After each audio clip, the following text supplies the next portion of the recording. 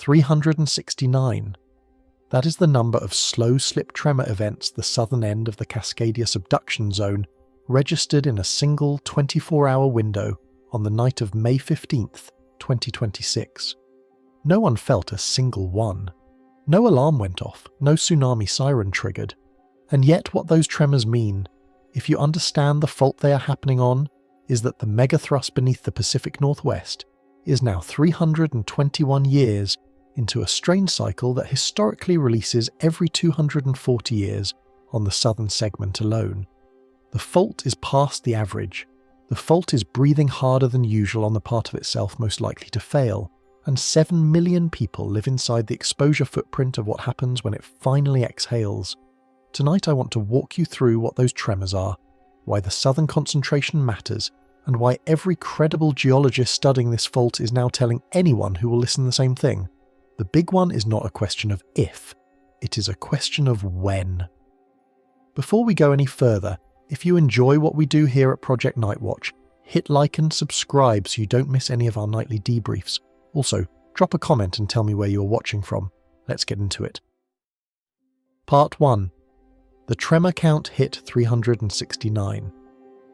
Just before sunrise on May 16, 2026, a monitoring station in the Pacific Northwest registered something that, on the surface, would not have looked like news.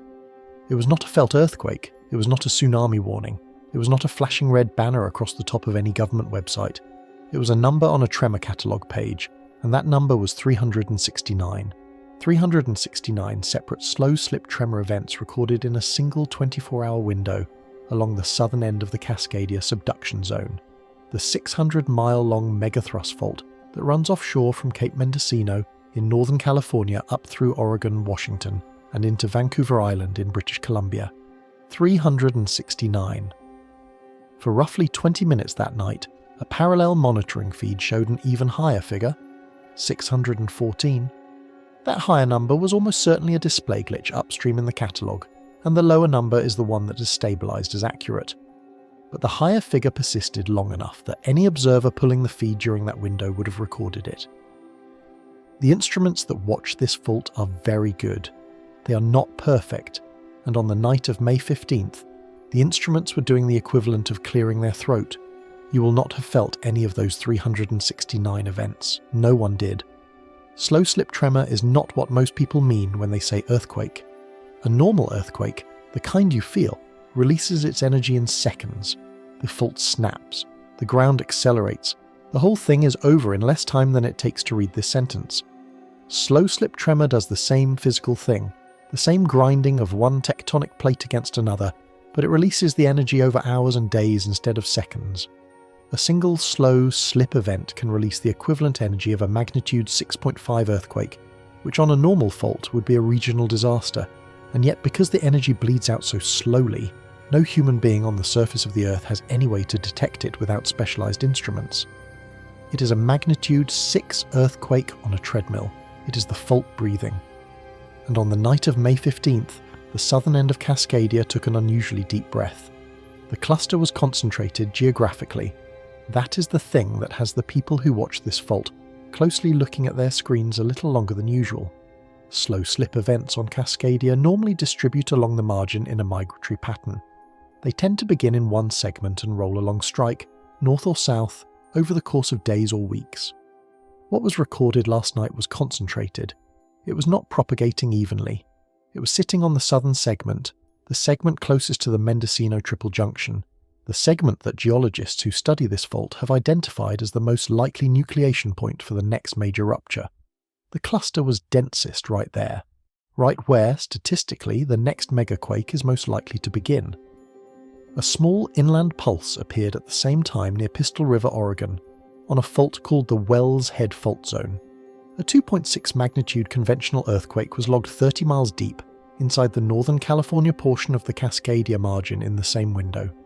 Small offshore events appeared near the Mendocino Triple Junction itself, the geological hinge point where three plates meet: the Pacific Plate to the west, the North American Plate to the east, and the small Gorda Plate squeezed between them. None of these events were felt, but they were happening in the same place, at the same time as the tremor surge. The signal on the instruments was distinct enough that anyone monitoring the southern end of Cascadia in the early hours of May 16th would have stopped what they were doing and looked. So what is actually happening down there? Cascadia is what geologists call a subduction zone, which is a specific category of fault that has produced throughout recorded human history every single earthquake of magnitude 9 or larger, every single one. Sumatra in 2004, Chile in 1960, Alaska in 1964, Tohoku in 2011, Cascadia in 1700. Magnitude 9 earthquakes do not happen on transform faults like the San Andreas. They do not happen on normal faults inside the crust.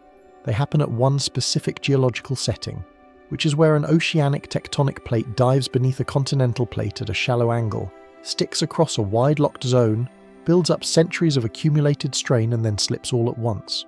The shallow locked zone is what determines how big the earthquake can be. Cascadia's locked zone is enormous. It runs roughly 600 to 1,000 kilometers along strike and roughly 70 to 90 kilometers wide. That is the area that has to fail in a single event to produce a magnitude 9. Cascadia has the room. Cascadia has the geology. Cascadia has the strain. The only thing Cascadia does not have as of right now is the rupture. The slow slip events are not the rupture. Let me say that as clearly as I can. The 369 tremors recorded last night are not a magnitude 9 earthquake in progress. The mainstream interpretation, and it is the one I want to give you straight, is that slow slip is what subduction zones do as a matter of routine. It is the fault breathing. The Pacific Northwest Seismic Network has catalogued thousands of slow slip events across the Cascadia margin over the past 20 years, and the vast majority of them have passed with no follow-up event of any kind. Slow slip is the routine background activity of a healthy subduction zone, and a healthy subduction zone is one that is still capable of generating the next megathrust. Slow slip does not predict failure. It is the signature of the system that will eventually fail, but slow slip is not nothing. Each slow slip event releases stress on the deep portion of the interface, the part that is too hot to lock fully, and transfers that stress upward toward the shallow, locked, brittle portion where the next big earthquake will nucleate. Every slow slip event makes the shallow zone slightly more stressed than it was the day before. The shallow zone has a finite breaking strength. The strain has been accumulating for 321 years, and somewhere on a curve that no human being can plot in real time, the cumulative stress on the locked zone is going to reach the threshold at which the rock fails, and on that day the fault is going to slip, and the slip is going to be measured in tens of meters, and the slip is going to be transmitted to the surface as 5 minutes of violent shaking, and the seafloor is going to deform, and the water column above the deformation is going to lift, and the wave that lifts is going to travel toward the coastline at the speed of a jet aircraft, and the 7 million people who live inside the exposure footprint of that wave are going to have between 15 and 25 minutes to do something useful with the warning. That is the system you're looking at when you're looking at 369 tremors on a Southern Cascadia catalogue page. The slow slip tremors that registered 369 times on the Southern Cascadia catalogue last night are not happening in the shallow locked zone. They are happening at the deep edge of it. They are happening in the transition between the deep, freely sliding portion and the shallow, fully locked portion at depths of roughly 30 to 45 kilometers below the surface. That transitional zone is where the rock is hot enough to slide slowly but not hot enough to slide freely.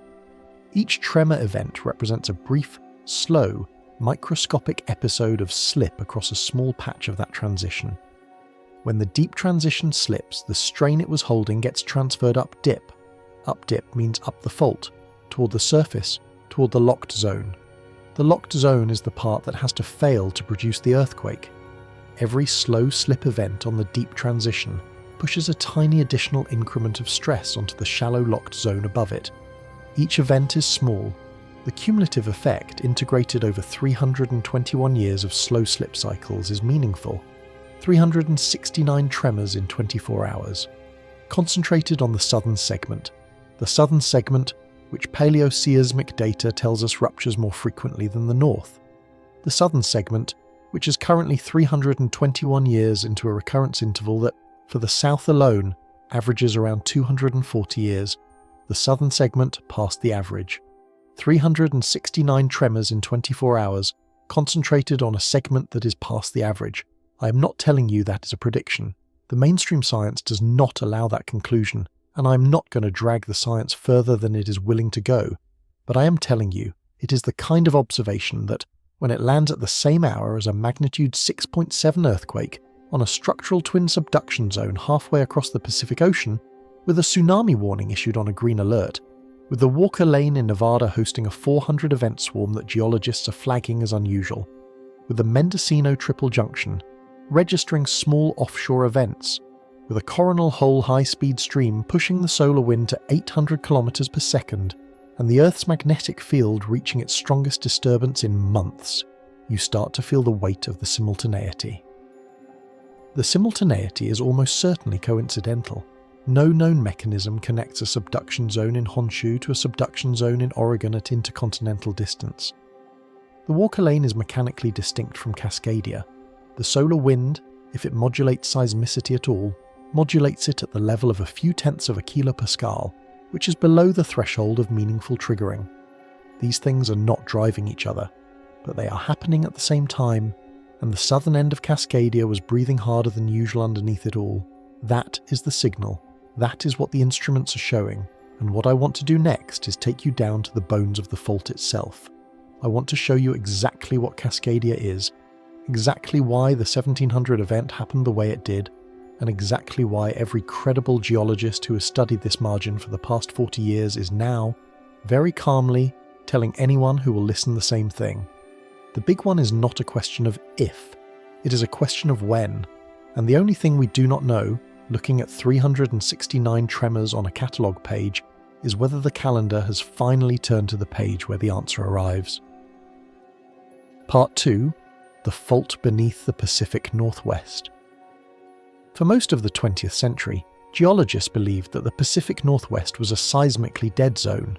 The phrase that gets quoted in the textbooks is aseismic, which is a word that means, literally, without earthquakes.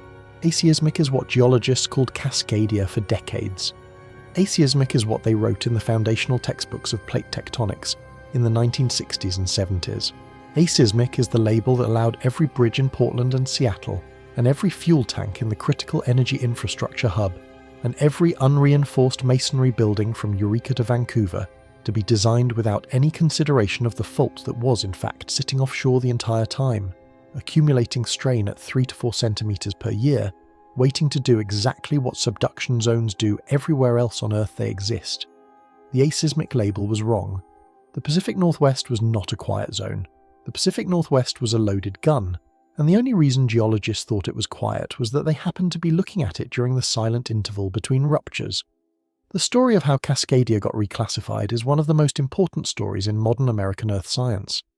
By the late 1970s, geologists had started noticing that every other subduction zone on Earth was producing large earthquakes. Japan, Chile, Alaska, Sumatra, Mexico. Every place an oceanic plate dove under a continental plate, magnitude 8 and 9 earthquakes were happening. And then there was Cascadia, which had the same geological setup and which was apparently producing nothing. Either Cascadia was somehow physically different from every other subduction zone on Earth, in a way no one could explain, or it was not different, and we were missing something. The first peer-reviewed paper that argued seriously that Cascadia was capable of magnitude 9 earthquakes was published in 1984 by Thomas Heaton at the United States Geological Survey and Hiru Kanamori at Caltech. They looked at the seafloor age of the subducting Juan de Fuca plate, the convergence rate, the absence of intraplate earthquakes within the slab, and concluded that Cascadia was most consistent with a fault that was fully locked across its entire seismogenic depth, and that was building toward a single large rupture. It was a theoretical argument. What changed everything was when the evidence started showing up in the dirt. In the early 1980s, a geologist at the United States Geological Survey named Brian Atwater began digging trenches into the tidal marshes along the Washington coast. As he dug, he started seeing layers of normal marsh soil interrupted abruptly by sharp horizons, where the marsh surface had clearly been dropped by a meter or more all at once, and then buried by sand. The sand was marine sand. Something had picked up that sand from offshore and deposited it across the marsh surface, on top of the suddenly dropped soil horizon. The only mechanism Atwater could think of that fit the evidence was a tsunami, accompanying a great subduction earthquake. Land dropping a metre suddenly, marine sand on top of the drop, both at the same time. That is the signature of a megathrust rupture. Atwater found that sequence repeated multiple times in the stratigraphy. The fault that the Pacific Northwest had been told was quiet had in fact ruptured repeatedly, and every time it had ruptured it had left a fingerprint in the marsh sediment. But Atwater's evidence, by itself, could not say exactly when the most recent event had happened. The radiocarbon dates gave broad windows accurate to maybe 50 or 100 years. That question waited for someone with a different kind of evidence. That someone was David Yamaguchi, a dendrochronologist at the University of Washington. Yamaguchi realized that the ghost forests along the Washington coast, the stands of dead western red cedar trees still standing in the tidal marshes where Atwater had been digging, were a clock. The trees had been killed by sudden saltwater inundation when the coastline dropped during the earthquake. They had stopped producing rings the moment they died.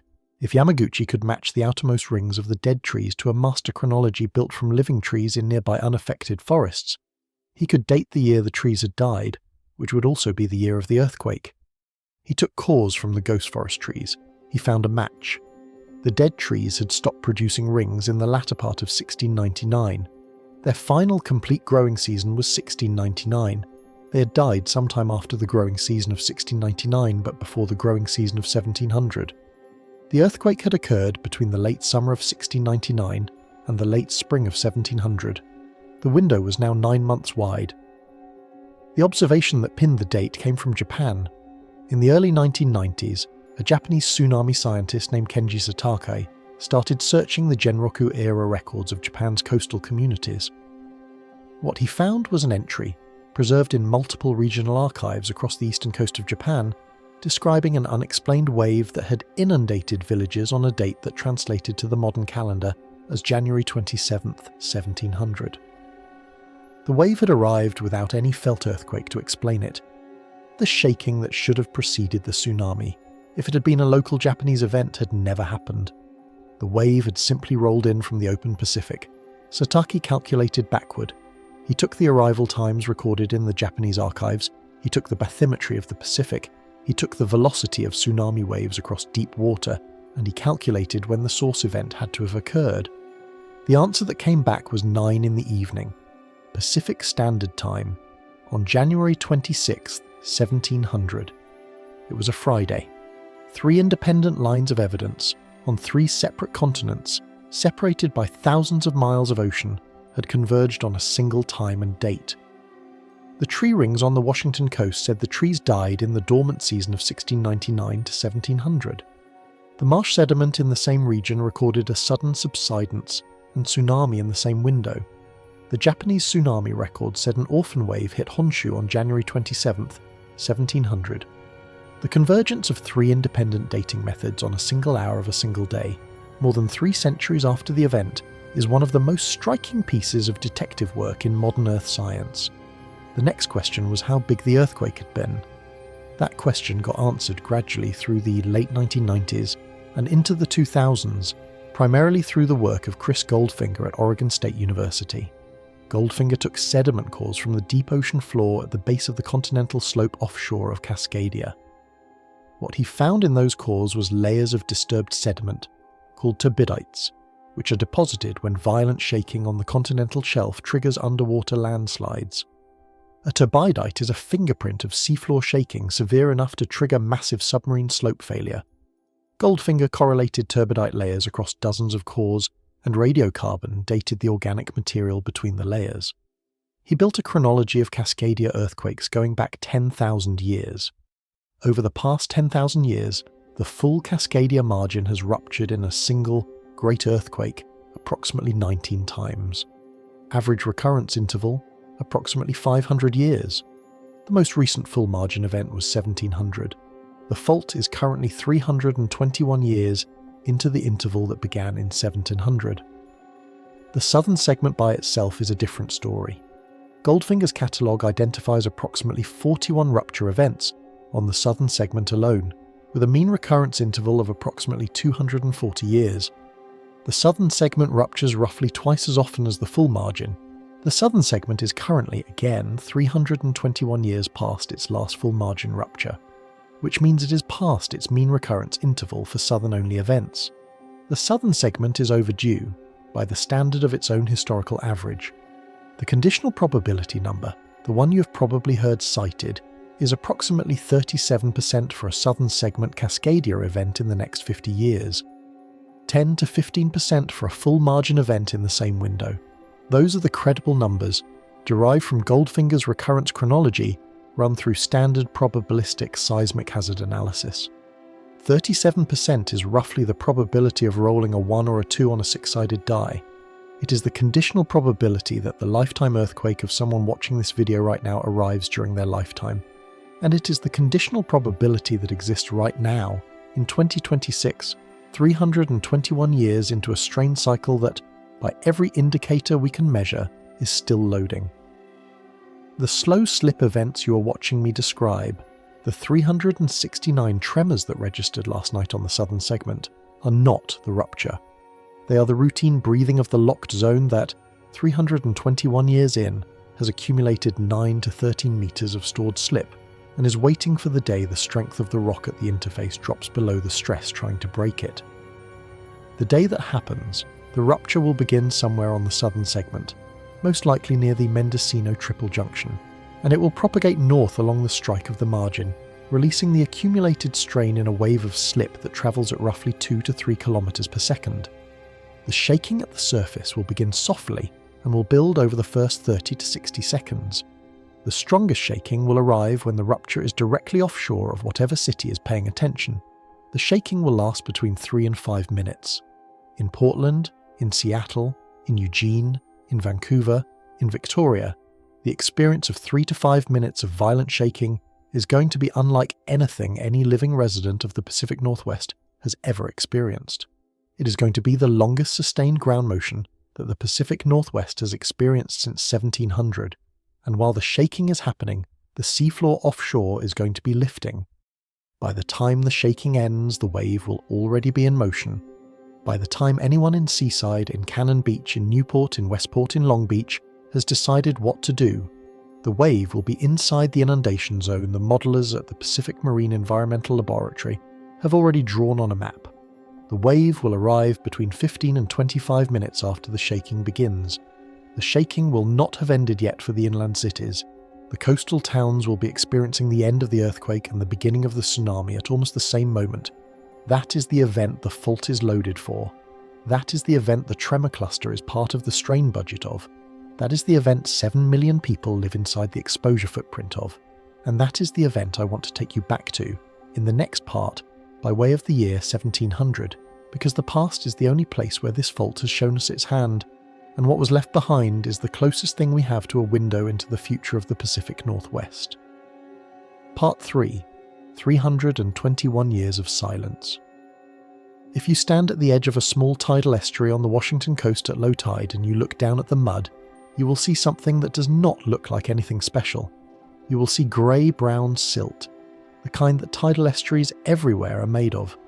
You will see crab tracks, and if you happen to be standing in one specific spot, on one specific section of the Capalus River about 10 miles north of ocean shores, you will also see the bases of trees.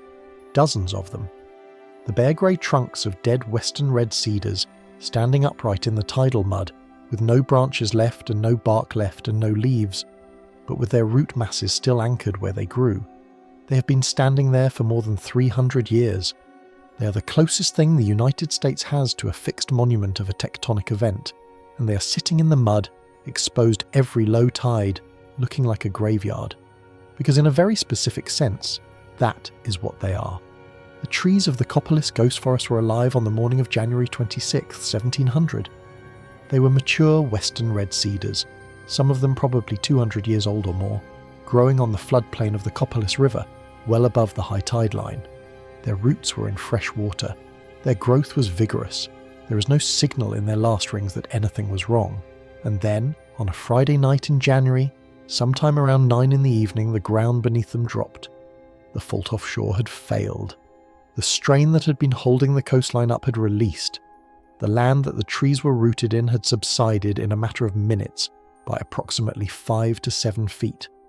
Their root systems, which had been in the freshwater zone above the salt wedge, were now below the high tide line. Salt water flowed in. The marsh grass died first. The fine roots of the trees were killed within days.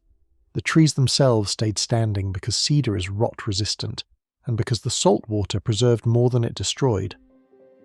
Their last growth ring was in the dormant season of 1699. Their next spring, the spring of 1700, never came. The ghost forest is the record of the moment the land went under, and it has been standing in the mud for 326 years. There are similar ghost forests up and down the Cascadia coastline. The Copalis is the most famous, but there are others on the Kino, on the Ho, on the Salmon River in Oregon, on Willapa Bay, in the Coquille Estuary.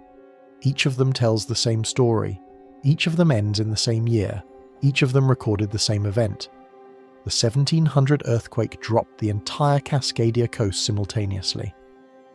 From northern California to Vancouver Island, the coastline subsided by between 1 and 2 meters, depending on the location, 5 to 7 feet in the worst spots. The drop was not gradual. It was the elastic relaxation of 3 centuries of accumulated upward bulging, released in the minutes it took the fault offshore to slip. A coast dropping by a meter is not by itself a catastrophe in a region with no population. The catastrophe is what came next. Within minutes of the rupture, the seafloor offshore had lifted by several meters as the upper plate sprang westward. The water column above the lifted seafloor was displaced upward. The displaced water, under gravity, began to flow outward, predominantly toward the North American coastline. The eastward-going wave was the tsunami. It reached the outer Cascadia coast in roughly 15 to 30 minutes. When it arrived, the coast was already lower than it had been an hour earlier. The marshes were already partially flooded. The wave just kept going. It surged inland across the freshly subsided coastal lowlands, carrying sand and gravel and shell hash and broken trees, depositing all of it in a sheet across the buried marsh surface where Brian Atwater would find it 3 centuries later when he started digging trenches. We know the wave was big. The sand deposits Atwater found run inland for hundreds of meters in some locations, and in places they are stacked, indicating multiple surges. Modern hydrodynamic modelling, calibrated to the recorded run-up heights in the Japanese archives, puts the 1700 outer coast wave height at between 10 and 20 meters, 30 to 60 feet of water moving inland faster than a person can run, in some places less than 30 minutes after the shaking began. There were people on the Cascadia coast in 1700. The Pacific Northwest had been continuously inhabited for at least 12,000 years. The coastal tribes lived along the shoreline and on the riverbanks of the estuaries where the wave deposits are now found. The oral traditions of those tribes preserve the memory of the 1700 event, a wave that came after a great shaking. Villages that were never rebuilt, sites that became taboo, stories that have been carried forward, in some cases unchanged in their essential content, for 326 years. The Japanese side of the story is the part that lets us know the date. In 1996, Kenji Satake and 3 co-authors published a paper in the journal Nature titled simply Time and Size of a Giant Earthquake in Cascadia, inferred from Japanese tsunami records of January 1700. The paper was 12 pages long. It is one of the most important earth science papers of the last 50 years. The Japanese records of the 1700 orphan tsunami were precise enough and detailed enough to constrain the location and magnitude of the source event on the other side of the Pacific. The records gave arrival times at specific villages, run-up heights at specific shorelines, and the sequence of waves. The villages had a vocabulary and a record-keeping practice for unusual sea events. They wrote down what they saw, and what they saw was a tsunami that did not have a Japanese earthquake to explain it. Satake's calculation was straightforward in principle. The arrival times of the wave at the Japanese coast gave him a sphere of possible origin points based on travel time across the Pacific. The run-up heights at different locations gave him a directional signal. He could ask which source location with which magnitude would produce arrival times and run-up heights that matched the Japanese records. He tested several candidate sources: Mexico, Peru, Chile, Kamchatka. None of them fit. The only source that matched the entire pattern of Japanese observations was Cascadia. The only magnitude that matched, given the source location and the bathymetry of the Pacific, was magnitude 9. The only timing that matched the arrival of the wave at Kuwagasaki, at Tsugaruishi, at Otsuchi at Miyako was an event originating at about 9 in the evening Pacific Standard Time on January 26, 1700. The Japanese records had preserved the time of a great earthquake on the coast of North America with enough precision that 300 years later, modern science could read the time off them. The convergence of evidence is what makes this whole story so striking. 3 completely independent lines of inquiry: soil, trees, paper, all 3 converging on the same year, the same month, the same day. The soil was buried in mud. The trees were standing in marshes. The Japanese records were filed in regional archives in feudal-era Japan. They had no contact with each other. They could not have been calibrated to agree.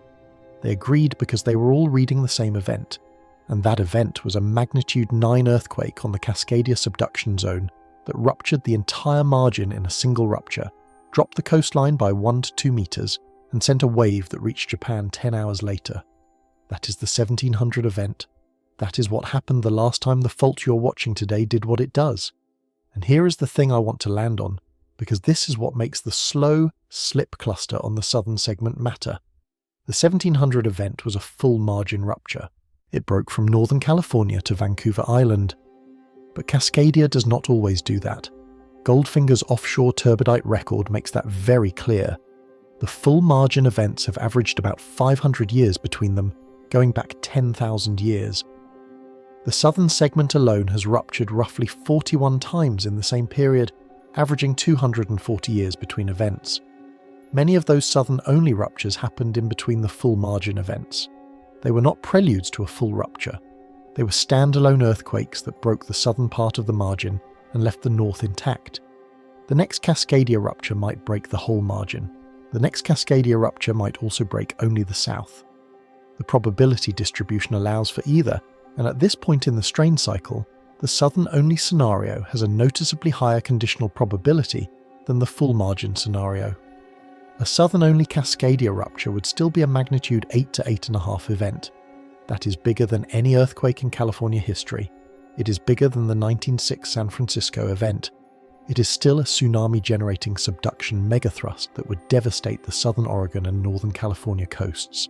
Coos Bay, Brookings, Crescent City, Eureka. Towns that would be inside the inundation zone of a southern-only rupture that would have between 15 and 30 minutes of warning, that have not built vertical evacuation infrastructure, that have aging bridges that span tsunami-inundated valleys.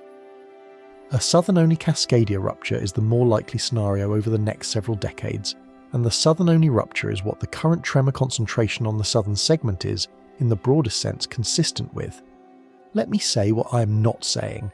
I am not saying the tremors predict a rupture in the coming days or weeks. I am not saying the southern segment is going to fail this year. I am not saying that anyone with a tremor catalogue open right now has any meaningful predictive information about when the next event will arrive. The slow slip events on Cascadia are routine. The tremor activity is not a clock. It is the breathing of a fault that, over the course of centuries, must eventually exhale. But I am saying that the tremor activity is the only window we have. There is no other indicator that updates daily and gives any direct signal about what is happening on the locked interface. We cannot see the locked zone directly. It is offshore, under 30 kilometers of seafloor. We can infer its state from GPS data. We can infer its state from the tide gauges. We can infer its state from the tremor activity at the deep transition. But the actual state of the rock at the locked interface, the actual question of whether the next event nucleates tomorrow or in 100 years, is invisible to us. We see only the breathing, and the breathing last night was concentrated on the segment of the margin that has gone the longest, relative to its own historical average, without rupturing. 321 years since 1700. 81 years past the southern segment mean recurrence. 369 tremors in 24 hours on that segment, sitting on top of 9 to 13 meters of accumulated slip stored in the rock. A coastline that has subsided by 1 to 2 meters every time this fault has ruptured. A wave height that has reached 10 to 20 meters at the outer coast every time it has happened. A warning interval that, when the wave finally comes, is going to be measured in minutes, not hours, and 7 million people in the broader exposure footprint of the event. That is the situation as of the morning of May 16th, 2026. The honest question is what this looks like when it actually happens. Because we have a preview. We have an extremely recent preview on a subduction zone that is the structural twin of Cascadia, where the magnitude 9 event that Cascadia will eventually produce already happened in 2011 in front of cameras on a country that was as well prepared as any nation on Earth had ever been for a megathrust earthquake. The country was Japan. The event was Tohoku. The wave killed 16,000 people. And one of the most important things to understand about what is coming for the Pacific Northwest is that Japan, which has been preparing for subduction earthquakes for 1,000 years, was still not ready. They had built the walls, they had run the drills, they had calibrated the warning systems, and it was not enough. Part 4. A magnitude 6.7 on the wrong fault.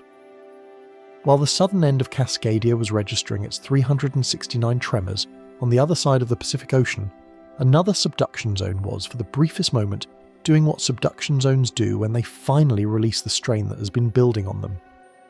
At 11:22 and 1 second Coordinated Universal Time on May 15th, 2026, an earthquake of magnitude 6.7 struck offshore of Honshu, Japan, 49 kilometers east-southeast of a town called Ofunato. The hypercenter was at 38.94 degrees north and 142.05 degrees east at a depth of approximately 43 kilometers. The earthquake was felt across the Tohoku region of northern Honshu. The United States Geological Survey issued a green pager alert, the lowest tier in its impact estimation system, and the National Oceanic and Atmospheric Administration, in the same hour, issued a tsunami warning for the affected coast of Japan. A tsunami warning issued on a green alert quake is the kind of small contradiction in the public messaging that, by itself, would be barely a footnote. But in the context of what this event is and what subduction zone it occurred on, the warning was not contradictory at all. It was the right call. Because the location of that hypercenter, offshore of Ofunato in the Tohoku region of Honshu, is the same plate interface that, on March 11, 2011, produced the magnitude 9.1 earthquake known as the Great East Japan Earthquake. That event killed approximately 16,000 people, displaced 500,000, caused the meltdown of 3 reactors at the Fukushima Daiichi nuclear power plant, generated a tsunami that crossed the Pacific Ocean, and damaged coastlines as far away as the Crescent City Harbor in Northern California, and inflicted economic losses estimated at over $200 billion United States dollars, making it at the time the most expensive natural disaster in human history. The fault that produced that earthquake is the Japan Trench, and on the morning of May 15, 2026, the same plate interface in the same region produced a smaller but undeniably real reminder that the system is still alive, still capable of slip, still loaded enough to throw a magnitude 6.7 on a normal Friday morning. The town of Ofunato itself is geographically loaded in a way that anyone who has watched the Tohoku tsunami footage will recognize even without thinking about it consciously. Ofunato was one of the towns at the leading edge of the 2011 inundation.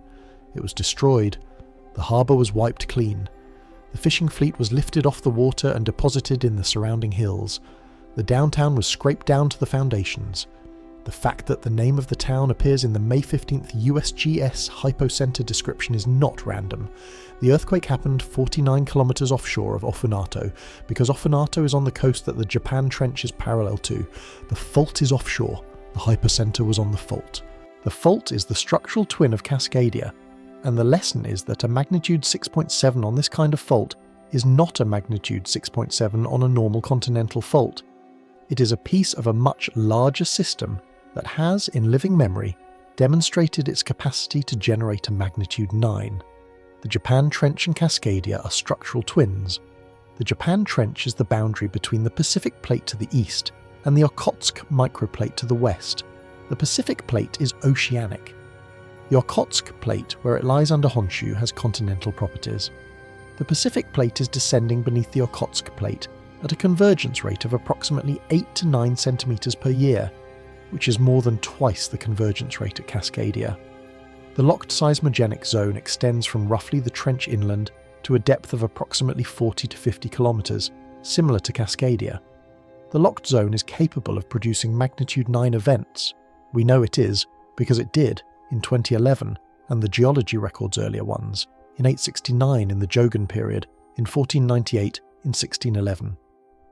The Japan Trench is, in every meaningful sense, the same kind of fault as Cascadia.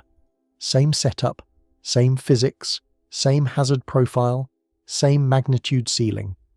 A magnitude 6.7 on the Japan Trench is not the structural twin of a magnitude 6.7 on Cascadia.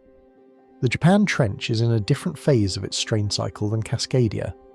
The Tohoku event in 2011 released enormous amounts of accumulated strain in a single rupture, and the system has been adjusting to that release ever since. The aftershock sequence has been one of the longest and largest in modern instrumental history. The May 15th event is, by reasonable interpretation, a late-stage aftershock of the 2011 event, more than 15 years later. That does not make it unimportant, it makes it diagnostic. It says the fault that produced the 2011 megaquake is still capable of producing magnitude 7 class events as it works through the redistributed load. It is the long tail of a great earthquake, and here is the small anomaly worth mentioning. The May 15th. Japan event has not, as of the time of this reporting, produced the typical aftershock sequence you would expect from a magnitude 6.7 on a megathrust. A normal main shock at that magnitude would generate 1 or 2 aftershocks at the magnitude 5 range within the first 24 hours. The May 15th event has produced essentially none. The mainstream interpretation is that this is small sample variability, that aftershock sequences are statistical objects, that they will eventually appear on a longer timescale. The minority interpretation is that the quiet post-main shock period is evidence that the rupture did not unload as much of the local fault as a typical magnitude 6.7 would, which would mean a larger event remains possible. The first is more likely, the second is not zero. The honest answer is that we will know more in the coming weeks. The absence of aftershocks is a small fact worth flagging without over-interpreting. The tsunami warning that NOAA issued for the Japan coast did not result in significant inundation. The wave that did reach the Japanese coast was small. Local tide gauges registered fluctuations of tens of centimetres. The warning was issued as a precaution, which is exactly how the system is supposed to work in a country that has built its warning infrastructure around the principle that a magnitude 6.7 on a megathrust is exactly the kind of event whose tsunami potential cannot be ruled out fast enough to issue an after-the-fact warning. Japan's warning system is among the best on Earth. The system worked as designed, and what is worth understanding is that the same system, in 2011, also worked as designed. The Japanese earthquake warning network detected the Tohoku rupture within 8 seconds of its onset. Television broadcasts were interrupted within 30 seconds. Bullet trains automatically slowed and stopped within a minute. The tsunami warning was issued before the wave had travelled 100 kilometres from the source.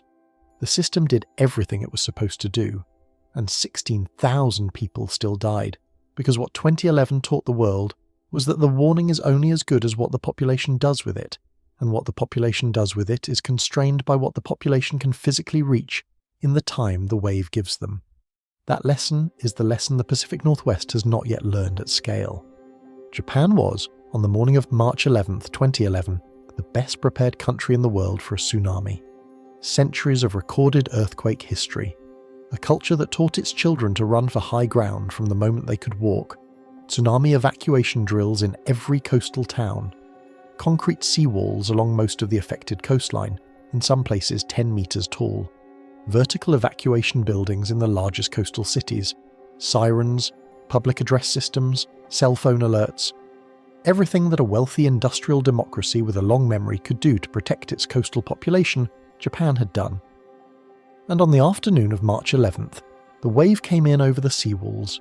It came in at heights of 15 metres at Onagawa, 20 metres at Miyako, 30 metres at Ryori Bay, 38 metres at Sendai when measured by run-up on the coastal hills. The walls that Japan had built to stop the worst-modelled tsunami were not tall enough. The walls had been built for the previous century's worst case. The 2011 event exceeded the previous century's worst case by a factor of 3 or more in some locations. The wave was bigger than the walls. The walls did not hold. I want to come back to Cascadia now. The Cascadia margin has no walls. There are no concrete seawalls along the Oregon coast. There are none along the Washington coast. There are none along the Northern California coast. The Cascadia outer coast, where the wave will arrive between 15 and 25 minutes after the rupture begins, has natural beaches and dunes and headlands, and behind those mostly low-lying coastal towns with no engineered tsunami defence whatsoever. The only thing standing between the coastal population and the wave is the high ground that the population can physically reach during the warning interval. 15 minutes is the distance a healthy adult can walk briskly across a flat surface, in good weather, in daylight. 6/10 of a mile. The wave is going to arrive when you have, in the best case, walked 6/10 of a mile from where the shaking found you. In a town like Seaside, Oregon, 6/10 of a mile from the beachfront is, in many parts of town, still inside the modelled inundation zone. You have to cross Highway 101. You have to cross the Nakanikam River. You have to get to the eastern edge of town and beyond to be safe. You have to do it on legs that have just spent 3 to 5 minutes trying to stay upright through violent ground motion. You have to do it with debris on the ground from the shaking. You have to do it possibly at night, possibly in winter, possibly in rain, possibly with downed power lines and broken gas mains and fires and screaming. You have to do it knowing that your car is not an option, because the streets are buckled and the bridges are down, and the wave will arrive before you have driven a mile. You have to do it on foot, and you have to do it now because the wave does not wait. The town of Ofunato was destroyed in 2011 because the population could not move fast enough.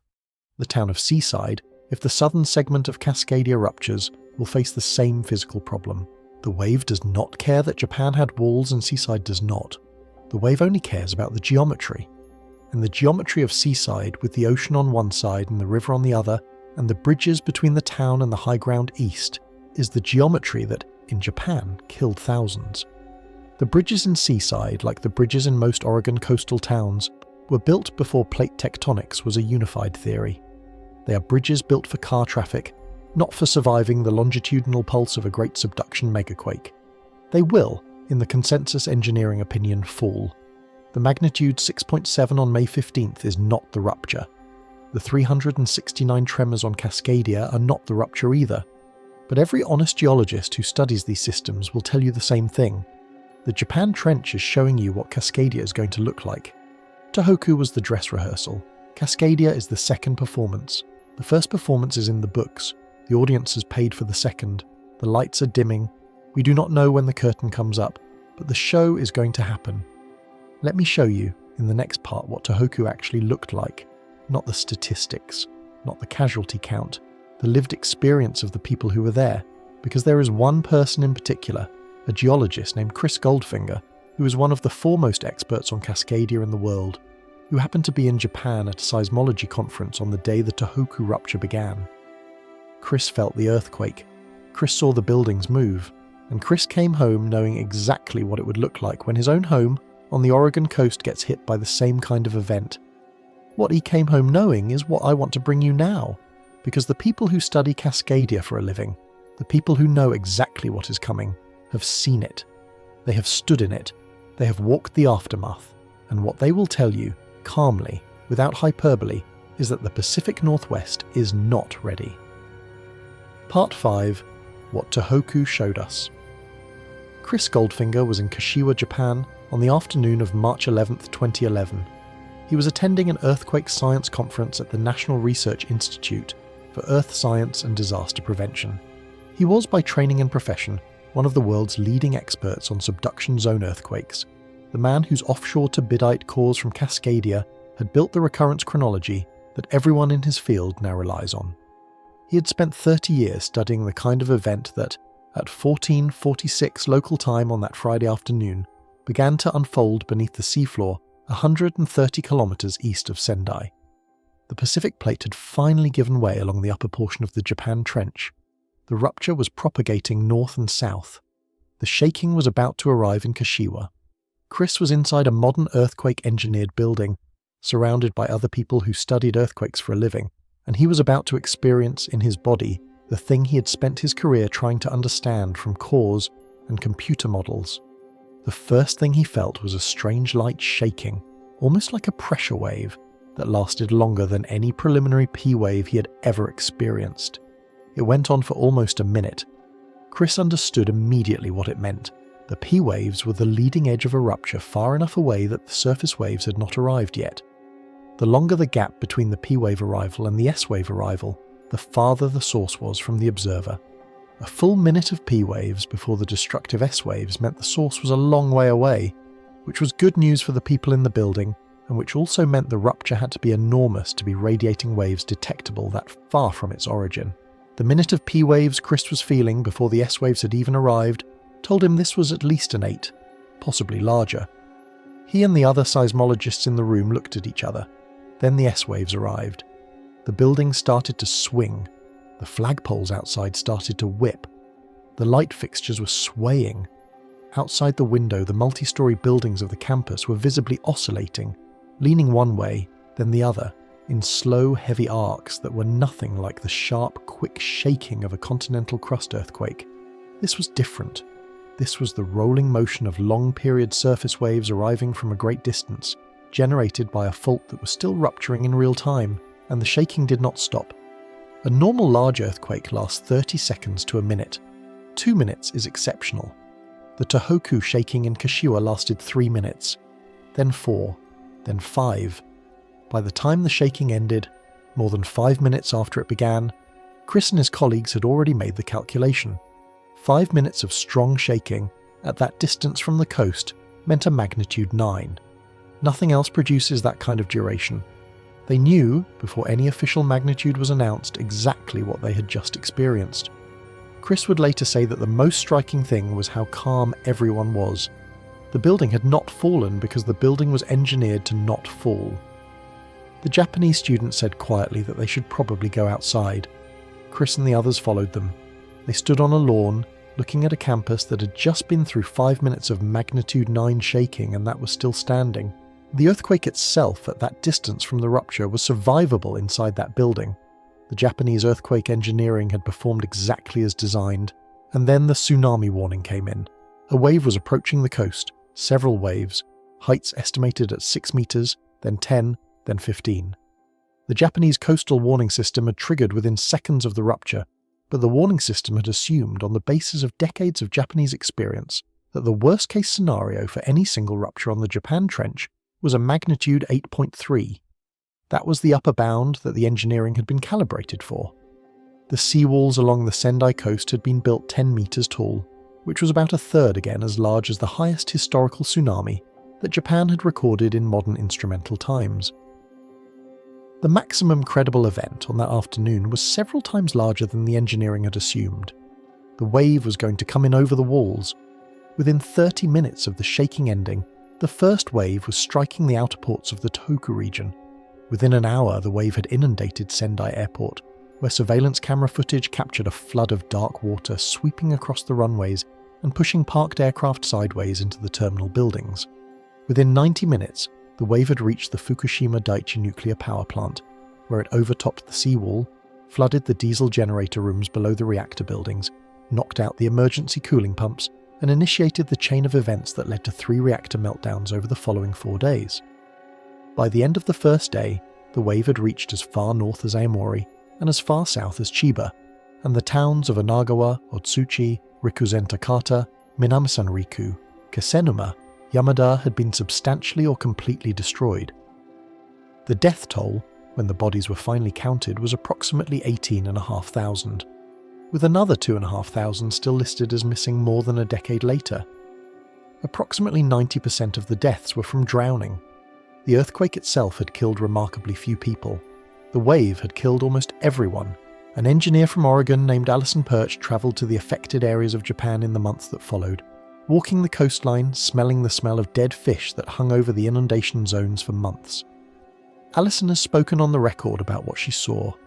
She has talked about standing in places where you could still see the waterline on the trees on the hills above the inundated towns, about seeing the pieces of people's lives strewn around the landscape, about the engineering humility she felt, looking at seawalls that her professional community had thought were tall enough, lying broken under a wave that her professional community had thought was impossible. She has been clear that what she saw in Tohoku is what she expects to see on the Oregon coast when the Cascadia event finally occurs. She has been clear that, in her professional engineering opinion, the Pacific Northwest is not as prepared as Japan was. She has been clear that her own office building in Portland would, in her words, fall down in a Cascadia event. Not maybe fall down. Chris has been even more direct. He has said, publicly that if he'd been in his office building at Oregon State University when the Tohoku event hit, his building would have collapsed. He has said it on camera.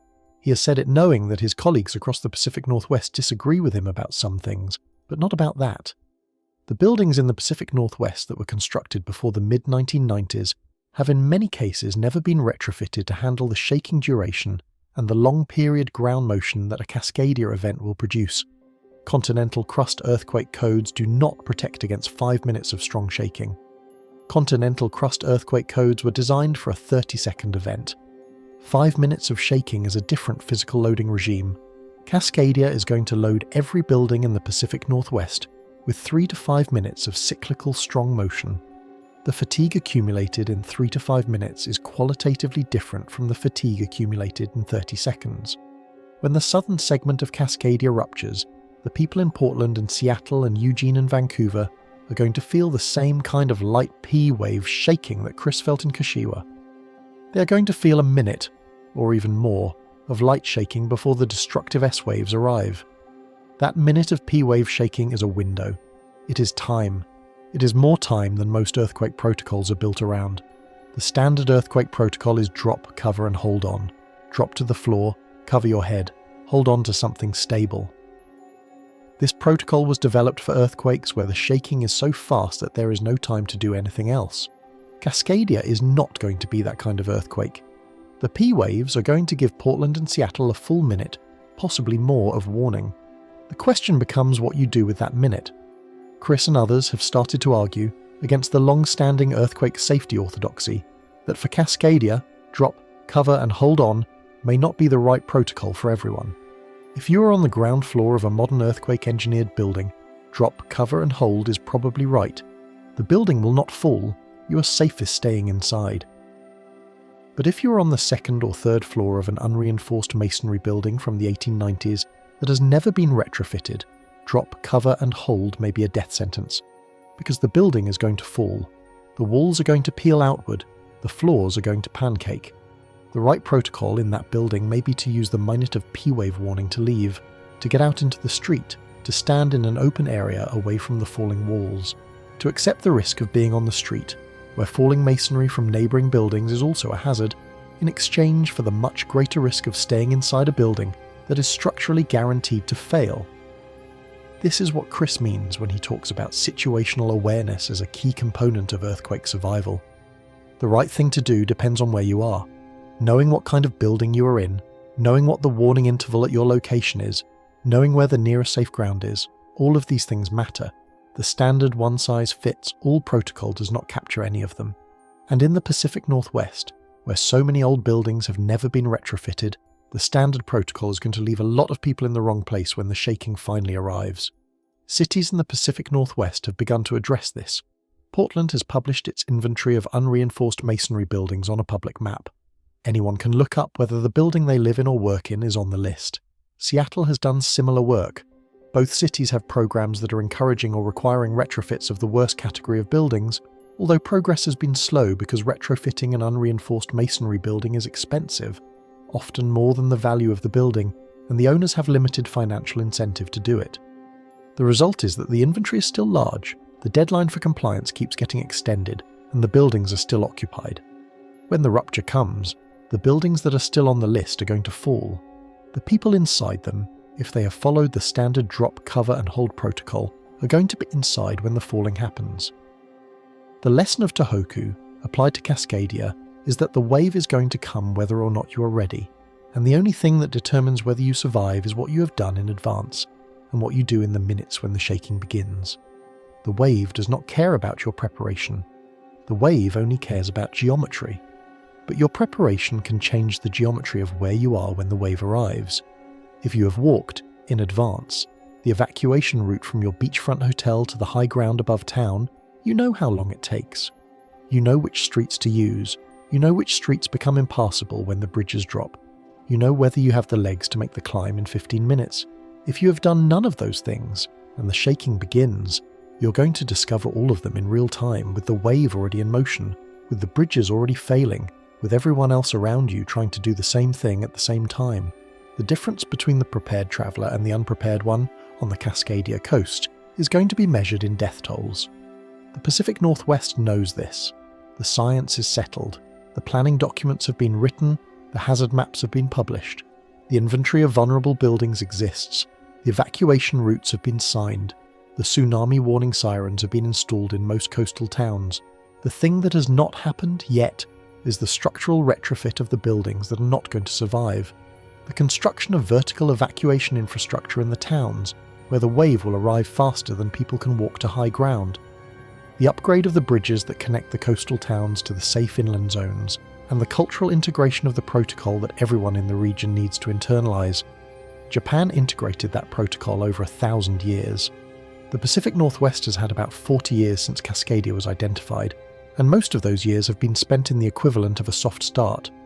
The integration is incomplete. The wave is going to arrive before the integration is finished. This is a fact, not an opinion. When I tell you that the southern Cascadia tremor surge of May 15th, 2026, 369 slow slip events concentrated on the segment that is past its mean recurrence interval, is happening on top of an unfinished preparation effort, I am telling you something that everyone in the field already knows. The fault is breathing. The people are not yet ready. The clock is running. Let me bring you back in the next part to one specific question that grows directly out of this lesson, which is the question of what slow slip events actually tell us about an approaching rupture. Because if there is going to be a warning, if there is going to be a signal in the data that a rupture is coming hours or days or weeks before it arrives, the slow slip catalogue is the place that signal is most likely to appear. And in 2011, in the weeks before the Tohoku rupture, that catalogue showed something that, in retrospect, is not innocent. Let me show you what it showed. Part 6. The Slow Slip Mystery. In 2003, a geologist named Gary Rogers at the Geological Survey of Canada and his colleague Herb Druggett published a paper in the journal Science that quietly changed how the world understands what subduction zones do between great earthquakes. The paper was 11 pages long. The discovery they reported was, at the time, almost incomprehensible. They had been watching the GPS stations across Vancouver Island, the network of precision global positioning system receivers that track surface motion at the millimetre level. They had noticed that the stations were not behaving the way they were supposed to. The expected behaviour was straightforward. The Juan de Fuca plate is pushing eastward into North America. The locked zone at Cascadia is dragging the surface of Vancouver Island eastward along with it. The GPS stations should, every year, drift eastward by an amount consistent with the convergence rate. They should drift smoothly. What Rogers and Druggett noticed, when they looked at the data at a finer time resolution, was that the eastward drift was not perfectly smooth. Every 14 to 15 months, a cluster of GPS stations across Vancouver Island and northern Washington would briefly reverse course. For a period of about 2 weeks, instead of drifting eastward, the stations would drift slightly westward. Then the westward drift would stop, and the normal eastward drift would resume. The pattern repeated. It was clockwork. Every 14 or 15 months, a westward burp. The burps were not noise. The burps were the signature of a real physical event happening at the deep edge of the subduction interface, in a zone of the fault that no one had previously thought was capable of moving at all. The deep edge of the locked zone was undergoing brief episodes of slow slip. The slip was so slow and so deep that it generated no felt shaking. It produced no measurable surface displacement at the centimetre scale that conventional seismometers could detect. But it produced enough total motion, integrated over 2 weeks, to briefly relax the locked zone above it, which allowed the surface of Vancouver Island to drift slightly back westward. The westward drift was the surface signature of the deep slip, and the deep slip was generating a continuous, very low frequency seismic signal that the standard Pacific Northwest seismic network had been recording for years but had not known how to interpret. The signal was called tremor. The deep slow slip events generated tremor. Rogers and Druggett had discovered that they were the same phenomenon, recorded in 2 different ways by 2 different instruments. The combined signal is now called episodic tremor and slip, or ETS. Before the discovery of ETS, every model of subduction zone behaviour had treated the locked zone and the slipping zone as 2 completely separate regions of the fault, with a hard boundary between them. Above the locked zone, the rock was supposed to be locked and storing strain. Below it, the rock was supposed to be slipping freely. The boundary between the two was thought to be sharp. The discovery of ETS revealed that the boundary was not sharp. It was a transition zone, kilometres wide, where the rock was capable of slipping, but only slowly and only episodically. The transition zone was a third kind of fault behaviour, between locked and freely sliding. And the transition zone was, every 14 to 15 months, transferring strain upward onto the locked zone above it. Each ETS event made the locked zone slightly more stressed than it had been before. The locked zone was loading not just from the slow, steady convergence of the plates, but also from the punctuated load transfer of the ETS events. The discovery of ETS has been replicated on subduction zones all over the world. Japan has them, on the Nankai Trough off the south coast of Shikoku, with a recurrence interval of about 6 months. Mexico has them, on the Cocos Plate boundary offshore of Guerrero, with a recurrence interval of about 4 years. New Zealand has them, on the Hikurangi margin, with a recurrence interval of about 2 years. The northern Cascadia ETS, the ones Rogers and Dragut originally identified, recur every 14 to 15 months. The southern Cascadia ETS, the ones the May 15th tremor surge is part of, recur on a shorter and less regular schedule, often less than 12 months apart with greater spatial variability. The southern segment is messier. The recurrence intervals are shorter and noisier. The southern segment also, as I noted earlier, has the shorter overall mean recurrence interval for full ruptures. The two facts are probably not unrelated. The southern segment is, in every measurable sense, more active at the slow slip scale and more frequent in its ruptures than the north. The southern segment is the part of the fault where the action lives. Now I want to take you to the part of this story that is the most uncomfortable and the most honest, and the part that the mainstream subduction zone seismology community treats with appropriate caution, but does not deny. In the weeks before the March 11th, 2011 Tohoku magnitude 9 event, there was a slow slip signal on the Japan Trench. It was identified retrospectively, not predicted in advance.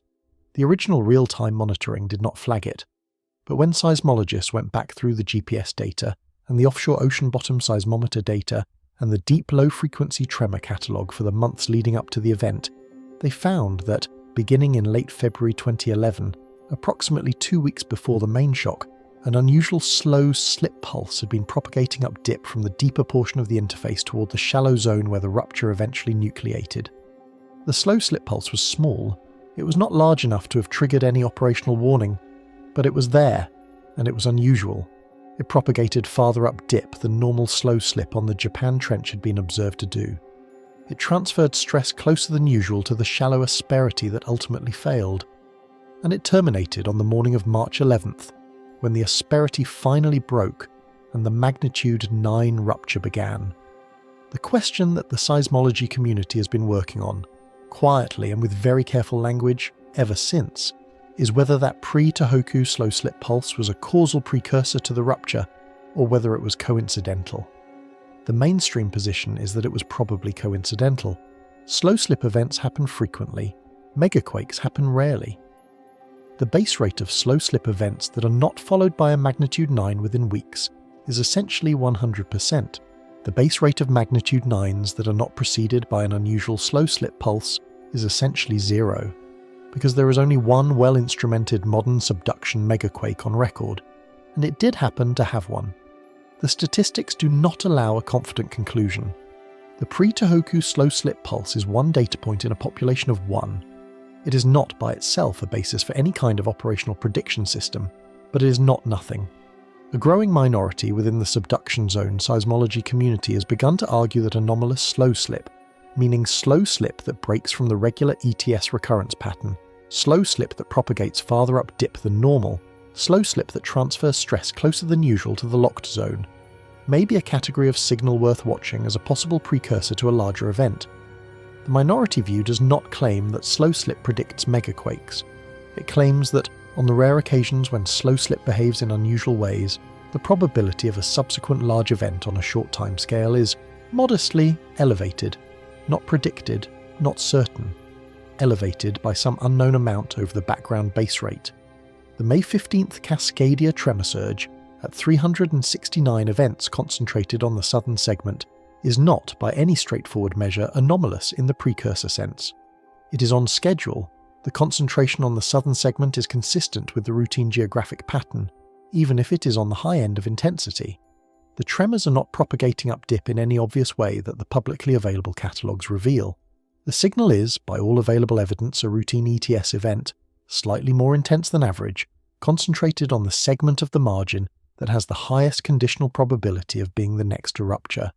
That is the honest read of the data.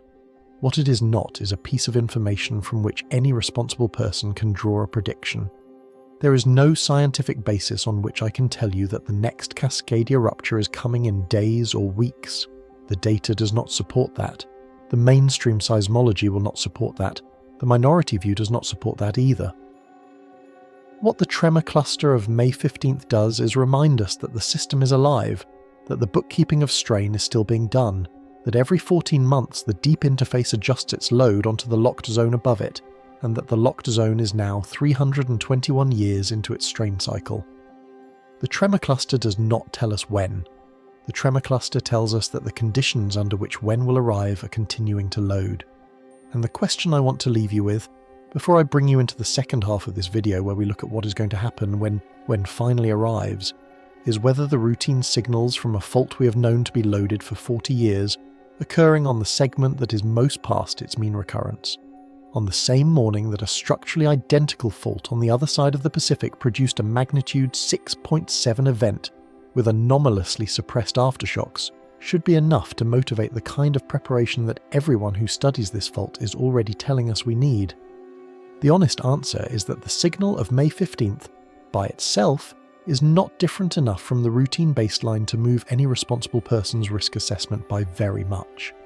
But the cumulative weight of 321 years of accumulated strain, plus a southern segment that is past its mean recurrence, plus a coastline whose infrastructure is in every measurable way less prepared than the country that lost 16,000 people in the structural twin event 15 years ago, is more than enough to move it. The signal is small. The setup is large. The urgency was already there. The population whose lives depend on whether the urgency translates into action is large. 7 million people, give or take, across the full Cascadia exposure footprint. The math of the wave is what I want to walk you through next, because the wave is the headline disaster of any Cascadia rupture, and the wave has properties that even people who think they understand tsunamis often do not. The wave is not one wave. The wave is not a wall of water in the cartoon sense. The wave is a sequence of surges, separated by hours, of which the second or third is often the largest. The wave does not arrive everywhere at the same time. The wave behaves in ways that the geometry of the seafloor and the geometry of the coast jointly determine, and the wave has a clock. The clock is what we are going to look at next, because the clock is the thing that, more than any other single factor, is going to determine how many of the 7 million people in the exposure footprint are still alive when the second wave arrives. Part 7. 7 million people. The phrase 7 million people is, on its face, a number. A round, large number, the kind that headlines use when the actual figure is somewhere between 5 and 10 million, and you want to sound responsible. I want to break that number apart for you because the 7 million is not one population, and it is not one risk.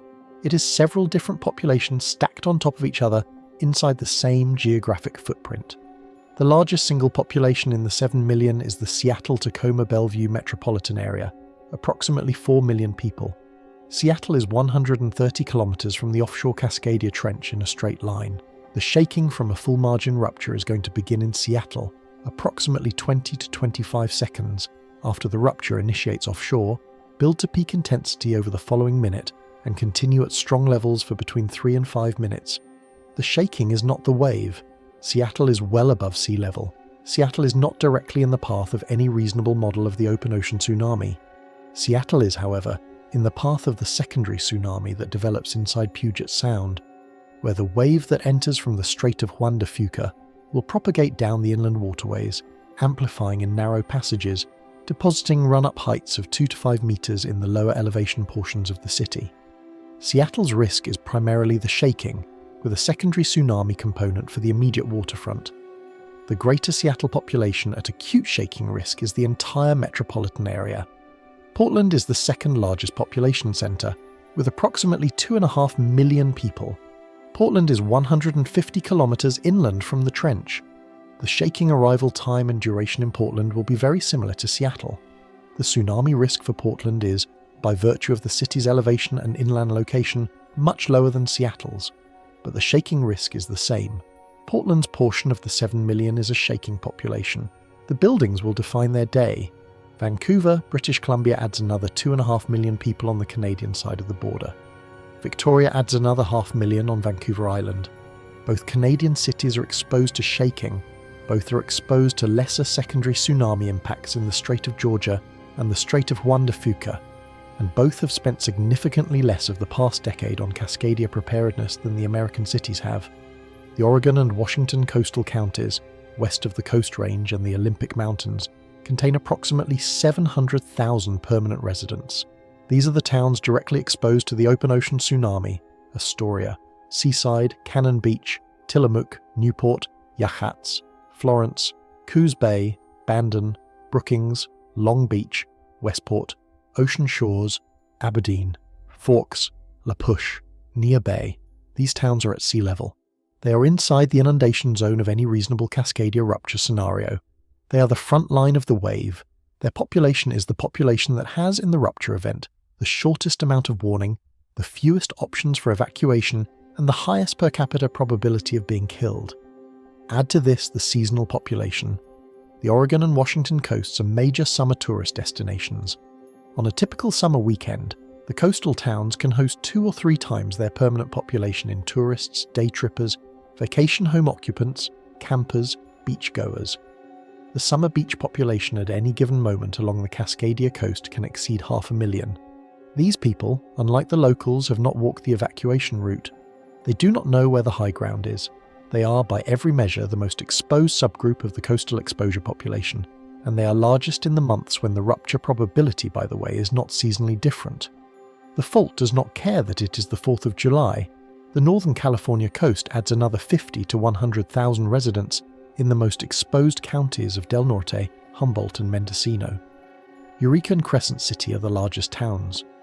Both have been hit by tsunamis in the past. The 1964 Alaska earthquake produced a tsunami that killed 11 people in Crescent City, the only American deaths from that event outside of Alaska itself. The town rebuilt the harbour in a way that, the engineers thought at the time, would handle any future tsunami. The 2011 Tohoku tsunami propagated across the Pacific and into Crescent City Harbour and destroyed several dozen boats. Crescent City has now been rebuilt again, with stricter standards, and a new generation of harbour engineers is, again, confident that the harbour can handle any future tsunami. The history of Crescent City tsunami infrastructure is, in summary, a sequence of confident engineering statements, followed by waves bigger than the engineers had assumed possible. The next wave, when it comes from a Cascadia rupture, is going to be the largest in the modern history of that town. So the 7 million breaks down approximately like this: 5 to 5.5 million in the major inland metropolitan areas exposed primarily to shaking, 1 million in the Canadian Pacific Northwest, 700,000 on the Oregon and Washington coasts, 50 to 100,000 on the Northern California coast, plus a seasonal population that can double the coastal exposure during peak tourist season. The coastal subset is the headline casualty figure. The inland metropolitan subset is the headline economic damage figure. Both subsets are real. Both subsets are inside the same event. The event has not happened yet.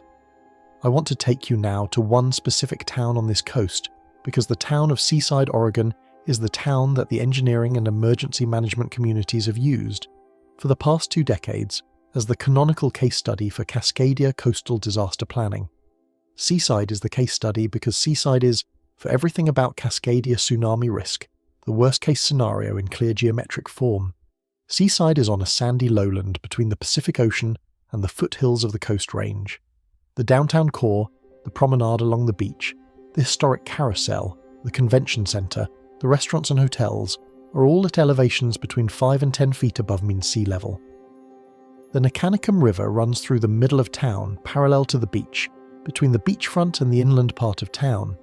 The eastern part of town is on slightly higher ground, but still mostly below 20 feet.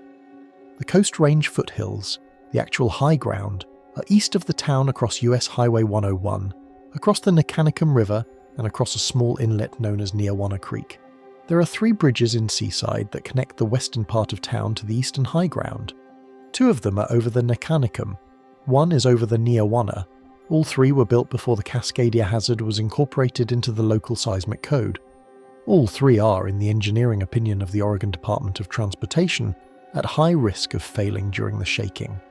If even one of the 3 bridges fails, large portions of the western part of the town are cut off from the high ground. If 2 of the 3 fail, almost the entire town is trapped. If all 3 fail, the only evacuation route is to swim the river while the shaking is still happening and then climb the foothills wet. Possibly in winter, possibly with the wave already audible behind you. Chris Goldfinger flew a camera operator over Seaside in his acrobatic plane to film the geometry directly. The footage is, in its own way, more terrifying than any animated simulation. From the air, the geometry is naked. The town is a sandy strip between the ocean and the river. Everything west of Highway 101 is inside the inundation zone. Everything west of the river is inside the inundation zone with extra inundation depth. The high ground is right there, visually adjacent, less than half a mile away in many parts of town. But the half mile crosses water. The water has to be bridged. The bridges have to survive the shaking. They are not designed to. The town is, in plain visual terms, a trap. Seaside has not done nothing about this. The town has spent years working on tsunami evacuation infrastructure. There are evacuation signs on every street pointing to the nearest high ground route. There are tsunami warning sirens that are tested monthly. There is a vertical evacuation building at Seaside High School, completed in 2020, which is one of the very few buildings on the entire Cascadia coast specifically designed and structurally retrofitted to function as a tsunami evacuation refuge. The high school can shelter several thousand people at heights above the modelled wave run-up. The high school is on the east side of the river, however, which means reaching it from the beachfront requires crossing one of the 3 vulnerable bridges. The vertical evacuation building was an enormous investment for a town of Seaside's size. But the vertical evacuation building does not solve the bridge problem. Seaside is one town. Cannon Beach has its own geometry. Newport has its own. Each town on the coast has its own combination of inundation depth, evacuation route, bridge dependency, vertical refuge availability, and population vulnerability. Each town has been studied. Each town has a hazard map. Each town has, in some form, an emergency plan. And each town, by the consistent assessment of the agencies that have done the studies, is in a state of preparation that is incomplete relative to the magnitude of the hazard. The behaviour picture is the one that matters most in the moment. What people actually do when the shaking starts is going to determine the casualty count more than any single piece of infrastructure. The standard protocol of drop, cover and hold on is not the right protocol for everyone in Cascadia. Drop, cover and hold is the protocol I was taught in school. It is the protocol you were probably taught in school. The protocol was developed in the 1950s, originally for use during the Cold War civil defense era for nuclear attacks, repurposed during the 70s and 80s for earthquakes. The protocol assumes that the shaking is fast, that you have seconds to react, that the building you are in is likely to remain standing, and that running outside puts you at greater risk than staying inside. For Cascadia, every one of those assumptions is potentially wrong. The shaking is not fast. The building you are in may or may not remain standing. Running outside in a Cascadia event is potentially the difference between surviving and not surviving. The right protocol for Cascadia is situational. The Pacific Northwest is going to need to teach its population a more nuanced protocol if the casualty count is going to be substantially lower than what the engineering models currently predict. There is one more population I want to mention. People who live on the Cascadia coast year-round, who are elderly or disabled or otherwise mobility limited, who cannot walk 6/10 of a mile in 15 minutes regardless of weather or terrain. The towns of Oregon and Washington are home to assisted living facilities, nursing homes, dialysis centres, hospice care. The mobility-limited population on the Cascadia coast may number in the thousands or tens of thousands. For these people, the standard evacuation protocol of walking to high ground is not available. For them, the only protocol that works is a vertical evacuation structure that they can reach by wheelchair or with assistance. There is one such structure on the entire Cascadia coast. It is in the town of Tokeland, Washington. It was built by the Shoalwater Bay tribe. I want to take you there next because what they have done is the closest thing to a working answer to the question of what a coastal community on a megathrust subduction zone owes its most vulnerable residents. Part 8. The buildings are not ready. In 2022, the Shoalwater Bay Indian tribe completed construction of the first vertical tsunami evacuation tower in the continental United States. The structure stands 50 feet tall on the southern shore of Willapa Bay, in the unincorporated coastal community of Tokeland, Washington. It is anchored into the ground with 55-foot-long support piers driven into the sandy substrate. The platform on top is designed to hold approximately 400 people sheltering in cramped conditions for the multi-hour duration of a Cascadia tsunami sequence. The platform is equipped with stored water, propane heaters, electrical power, and tarps that can be deployed around the perimeter to provide weather protection. The tower is named the Auntie Lee Tower, after a respected elder of the tribe. The Shoalwater Bay tribe is a small tribe with a small budget. The decision to build the tower was made in the face of the inarguable fact that, when the wave from the next Cascadia rupture arrives, no one on the southern tip of the Willapa Bay Peninsula will have time to evacuate to natural high ground. The geography there does not allow it. The peninsula is long and narrow. The high ground is miles inland. The 15 to 25-minute warning interval is not enough to drive that distance, let alone walk it. Without the tower, the population of the southern peninsula, which includes the tribe and several hundred non-tribal residents, would have no realistic means of survival. With the tower, they have one. The tribal chairman, Quinton Swanson, has publicly stated that the tower serves as a beacon of survival for everyone in the area, both tribal members and non-tribal members alike. The doors are not closed against neighbours when the shaking begins. The Shoalwater Bay tribe has also been working on a longer-term solution, which is to relocate the entire tribal village uphill to higher ground that is outside the inundation zone. The tribe has acquired more than 4,000 acres of upland property. The relocation is in progress. The transition will take years. In the meantime, the tower is the bridge. The tower is the engineering solution to the problem of living on a Cascadia coastline that, when it ruptures, will inundate the land where the people live.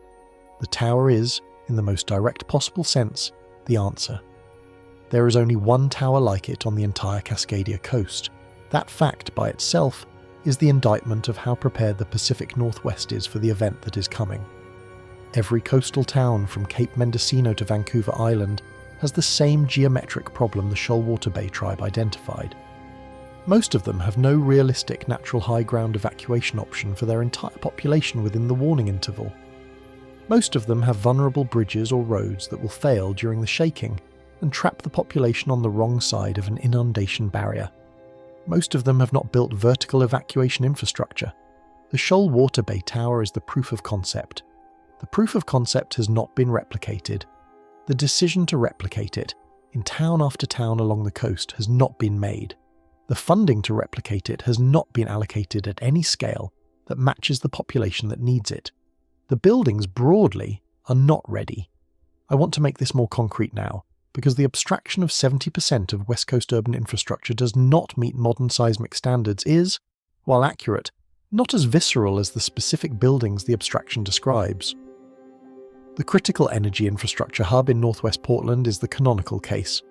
The hub is a 6-mile stretch of the Willamette River shoreline in industrial northwest Portland, where the bulk of Oregon's and southwest Washington's liquid fuel storage is concentrated. Gasoline, diesel, jet fuel, aviation gasoline. The hub contains hundreds of large storage tanks, owned by multiple companies, built on what is, in geotechnical terms, some of the worst possible ground for an earthquake. The hub sits on liquefiable soil. Liquefaction is a process where saturated, loose, granular soils, under cyclic loading from earthquake shaking, lose their shear strength and begin to behave like a thick liquid. Buildings and pipelines and tanks built on liquefiable soil, when the soil liquefies, sink or tilt or rupture as the ground beneath them flows. The CEI hub is built on liquefiable soil. When the Cascadia event arrives, the modelling consistently shows that the ground beneath the CEI hub is going to lose its shear strength for several minutes. The tanks are going to tilt and rupture, the fuel is going to spill, and the spilled fuel is going to find ignition sources somewhere among the falling power lines and the metal striking metal of the buckling industrial infrastructure. The resulting fire will be one of the largest urban fuel fires in modern history. The smoke will be visible across the entire Pacific Northwest. The fuel disruption in the days and weeks that follow will affect every gas station, every emergency vehicle, every diesel generator, every aircraft at Portland International Airport, every farm tractor in the Willamette Valley, every fishing boat from Astoria to Newport. Oregon's 2022 seismic risk assessment estimated that the post-Cascadia fuel disruption will last weeks to months.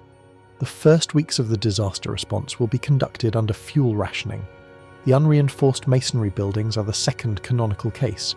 These are buildings constructed of brick or stone walls with no reinforcing steel, with wooden floor joists pocketed directly into the masonry walls. During earthquake shaking, the walls and the floors separate. The walls peel outward, the floors collapse downward. The wooden floor joists, when their support is removed, drop the entire floor system in a stack. Anyone on the upper floors, when the building fails, falls with the floors. Anyone on the lower floors is crushed by the collapse.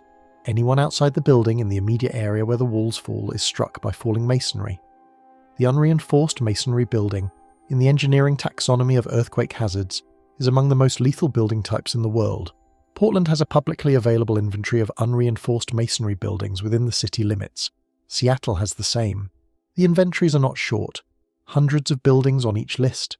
Apartment buildings, office buildings, hotels, restaurants, storefronts, churches, schools. Some of the most beloved historic structures in the urban Pacific Northwest are on these lists, and the reason they are beloved, their age and their craftsmanship and their character, is also the reason they are dangerous. The Burnside Bridge in Portland is the third canonical case. The bridge is one of the major Willamette River crossings in central Portland, connecting the east side neighbourhoods to the downtown core. It carries tens of thousands of vehicles per day, plus light rail, plus pedestrian and bicycle traffic. The bridge was built in 1926.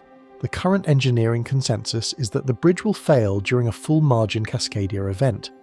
The City of Portland and Multnomah County have been working on a project to design and build a replacement bridge specifically engineered to survive Cascadia loading. The replacement bridge is intended to serve as a lifeline bridge, meaning the bridge that emergency response will rely on in the days and weeks after the rupture to move supplies and personnel across the river. The replacement bridge project has been in planning and design for years. Construction has not yet begun. If the rupture arrives before the replacement bridge is complete, Central Portland will, in the engineering opinion of the people who have studied the bridge, lose the Burnside as a usable river crossing. Portland will be cut in half, functionally, by the river, for the duration of the period required to rebuild crossings on top of the wreckage. That period is measured in years. These are 3 examples: the CEI hub, the unreinforced masonry inventory, the Burnside Bridge. They are not exhaustive, they are representative. The Pacific Northwest has identified what needs to be done. The Pacific Northwest has, in many cases, designed the engineering solutions. The Pacific Northwest has, in some cases, begun the implementation. The Pacific Northwest has not, in any meaningful sense, completed the work. The work is decades from being completed at current funding and current execution rates. The fault, on the most recent assessment of probabilities, is somewhere between a few years and a few centuries from rupturing. The race is genuinely uncertain. I want to say something now that has been implicit throughout this video, and that I want to make explicit. The probability that the rupture arrives in the next decade is, by every credible assessment, low. 10 to 15% for a full margin event in 50 years means roughly 2 to 3% in 10 years. 37% for a southern segment event in 50 years means roughly 7% in 10 years. These are not high numbers. The most probable outcome by far for any given 10-year window is that the rupture does not arrive. The most probable outcome is that all of the warnings I have given you, all of the descriptions of what the wave will do and what the buildings will not survive, all of the urgency about retrofits and bridges and vertical evacuation infrastructure will, in your lifetime and mine, prove to be premature. That is the most likely outcome. The second most likely outcome, which has a probability that is not negligible, is that the rupture arrives during the lifetime of someone watching this video right now. That is not a prediction. It is a probability statement. 37% in 50 years means it is more likely than rolling a 6 on a 6-sided die that the rupture arrives during the working lifetime of a current resident of the Pacific Northwest. The rupture might not arrive in your lifetime. The rupture might arrive next month. The probability distribution allows both. The probability distribution does not narrow over time the way a deterministic clock would. 321 years past the last full margin event is not an indication that the next event is closer than it was at 300 years. The fault has no memory of the streak. The fault has only the strain budget, and the strain budget by every measure is now mature enough that the rupture is physically possible at any time. What this means for everyone living inside the 7 million person exposure footprint is that the appropriate stance, as a matter of personal and community responsibility, is not panic and is not dismissal. Panic is unjustified by the actual probabilities. Dismissal is unjustified by the actual stakes. The appropriate stance is sustained, calm, ongoing preparation. The work that is unfinished is the work that needs to be finished. The buildings that need retrofitting need to be retrofitted. The bridges that need replacing need to be replaced. The vertical evacuation towers that need to be built need to be built. The household level preparation is the layer of the response that individuals can take into their own hands without waiting for institutional action. Because the institutional action is going to be late. The individual action is the layer that you control. The individual action, in the aggregate, is what determines how many of the 7 million people survive the first hours after the rupture begins. Let me show you, in the next part, what individual preparation actually looks like, because it is not, in the end, complicated. The people who have done it well are not paranoid preppers stockpiling for the apocalypse. They are ordinary residents who have, over time, accumulated a modest set of supplies and a modest plan. The preparation is, in the end, much smaller than the threat. The preparation is the layer where personal agency lives, and the personal agency when the rupture arrives is going to be the difference between the people who are alive on the morning of the second day and the people who are not. Part 9. It's inevitable. Mark Ginsberg lives in Portland. He is a neighbourhood emergency team leader, one of the volunteer coordinators that the city has trained over the past decade to be the first organised response in the immediate hours and days after a major disaster, when professional emergency services will be overwhelmed and the gaps between the city's planned response and the actual needs of the population will be enormous. Mark has been doing this work for more than 10 years. He has thought about the Cascadia rupture more than almost anyone outside the professional emergency management community. He has, in his own words, made his peace with it. The thing Mark says about it when he is asked is that the rupture is not the thing that keeps him up at night. He says this because he has accepted that the rupture is going to happen, that he cannot control when it happens, and that worrying about something he cannot control is not a productive use of his attention. What he focuses on instead is the layer he can control. He has redone his first aid certification this year. He has redone his automated external defibrillator training. He has refreshed his household emergency supplies. He has walked his evacuation route. He has talked through the plan with his family. He has identified the neighbours who will need help and the neighbours who can help. He has done the work that the work he can do allows him to do. And then he has gone back to living his life. His list of essential household preparation items is short and concrete. Shelf-stable food, enough for several weeks. Water, 1 gallon per person per day, enough for at least 2 weeks and ideally longer. Fire extinguishers, more rather than fewer. A 2-bucket toilet, which is a 5-gallon bucket fitted with a toilet seat, and a second bucket beside it for collecting waste. With toilet paper and sawdust to manage the practical reality that municipal sewage service will be out for an extended period. A 4-in-1 gas shutoff tool, which is a small wrench specifically designed to operate the standard valves on residential gas and water service, allowing you to shut off your gas line if you smell a leak after the shaking. These are not exotic items. They are not expensive in aggregate. They are not difficult to acquire. They are not difficult to store. They are, in Mark's framing, the basic toolkit for being independent for a little while, when the institutional services that normally surround you are temporarily not there.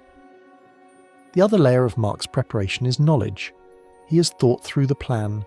He has rehearsed the plan, at least mentally, multiple times. He knows what he will do if the shaking begins when he is home, when he is at work, when he is in his car, when he is shopping, when he is in a building he is not familiar with. He has thought about what he will do if he is separated from his family, how they will reconnect, where they will meet, how they will communicate when cell phone service is down. He has thought about the neighbours. He has thought about the elderly woman on the corner who cannot evacuate by herself. He has thought about the children at the daycare 3 blocks away. He has thought about who is going to need help and where the help is going to come from. The thinking is the preparation.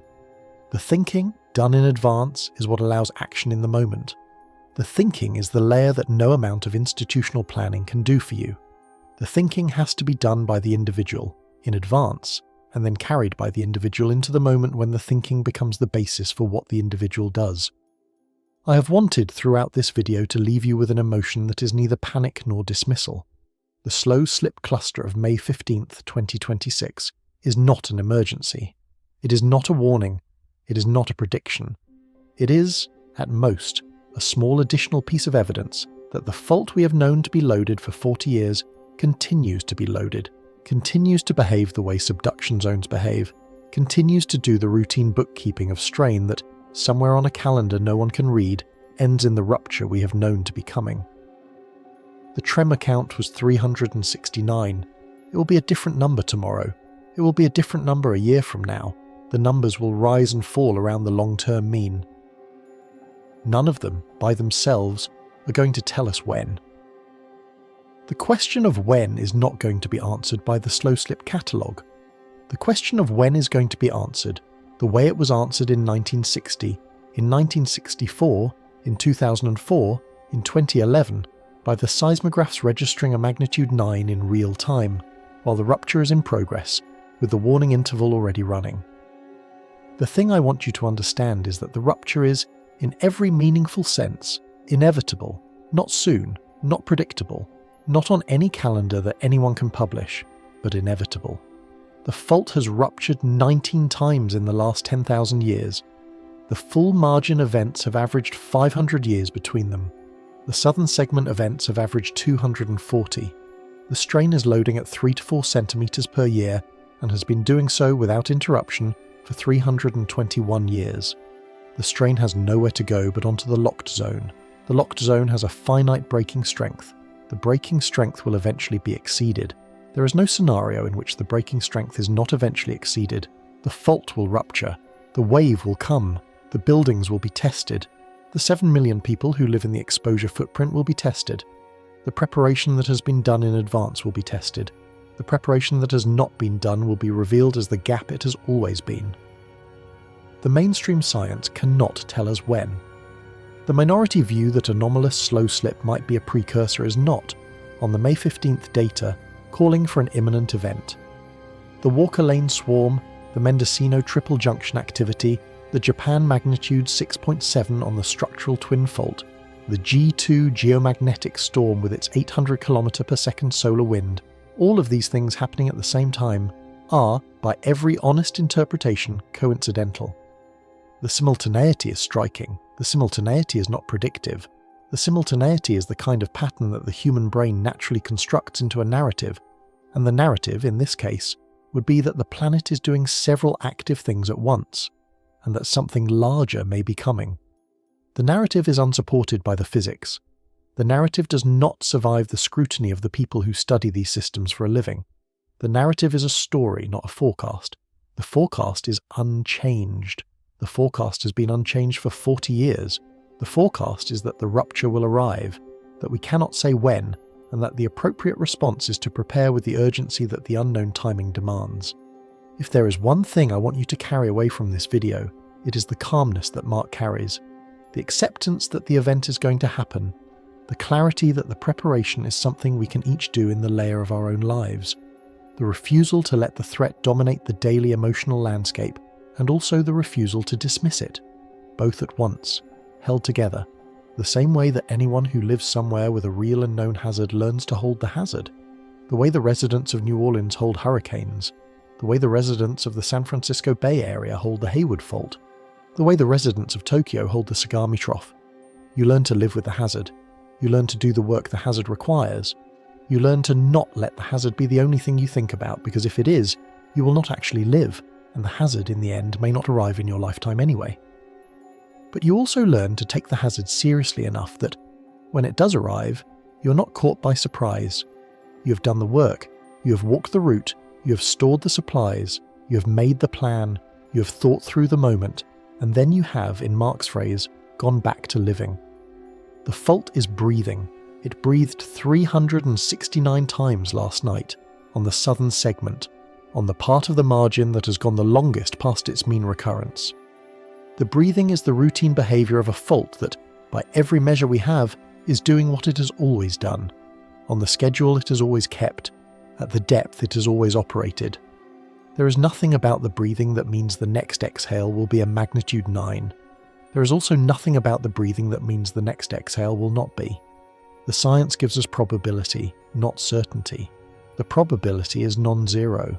The consequences, if the probability resolves in the direction of rupture, are catastrophic. The work that closes the gap between the probability and the consequences is the work of preparation. The work of preparation is, in the end, the only work that human beings can do in the face of geological time. We cannot stop the fault. We can prepare for what the fault is going to do. The preparation is what determines whether the 7 million people in the exposure footprint, when the rupture finally arrives, are 7 million casualties or 7 million survivors. The number on that morning is going to be somewhere in between. The closer we have come to completing the preparation, the closer the number will be to the survivor end of the spectrum. The closer we have come, in other words, to taking the warnings seriously, in the layer of our own homes and our own buildings and our own communities and our own behaviours, the more of the 7 million will be alive when the second wave arrives. That is the question this video is leaving you with. Not whether the big one will come. We know it will. Not when it will come. No one knows that. And anyone who tells you they do is either lying or mistaken. The question is what we are doing, individually and collectively, with the knowledge that we have. The knowledge is complete. The knowledge is published. The knowledge is sitting in the published papers of Brian Atwater and David Yamaguchi and Kenji Satake and Chris Goldfinger and Alison Perch and the engineers at the Center for Tsunami Research and the geotechnical assessments of every state geological survey, from California to British Columbia, and the building inventories of the cities of Portland and Seattle, and the tribal council records of the Shoalwater Bay tribe, and the neighbourhood emergency team training manuals that Mark Ginsburg helped develop. The knowledge is not the problem. The action is the problem. The action is what we are still working on. The action is what the slow slip cluster of last night does not change in any way. The action was needed yesterday. The action is needed today. The action will be needed tomorrow, and the day after, and every day until the rupture finally arrives, or until the preparation is complete, and the rupture is going to arrive before the preparation is complete, because the preparation is, on current trajectories, decades from being complete, and the rupture is on a clock no one can read. The ghost forests are still standing on the Washington coast. The tree rings still terminate in the dormant season of 1699. The Japanese tsunami records still preserve the time of the wave that crossed the ocean from Cascadia. The Auntie Lee Tower is still the only one of its kind on the entire coast. The CEI hub is still on liquefiable soil. The Burnside Bridge is still standing. The unreinforced masonry inventory is still mostly occupied. The 7 million people in the exposure footprint are mostly going about their days right now, doing their jobs, raising their children, planning their weekends, thinking very little about the fault that is, beneath their feet, 321 years into a strain cycle that the science has now fully described. The tremors are accelerating. The fault is breathing. The wave is going to come. The only thing in the entire system that is not yet determined is what we, the people who heard the warning, do with the time that remains. The time is unknown. The time is finite. The time is the only thing we have. And on the morning of May 16th, 2026, with the tremor count holding at 369 and the sun rising over a Pacific Northwest that is, for one more day, still standing, the time is still ours to spend.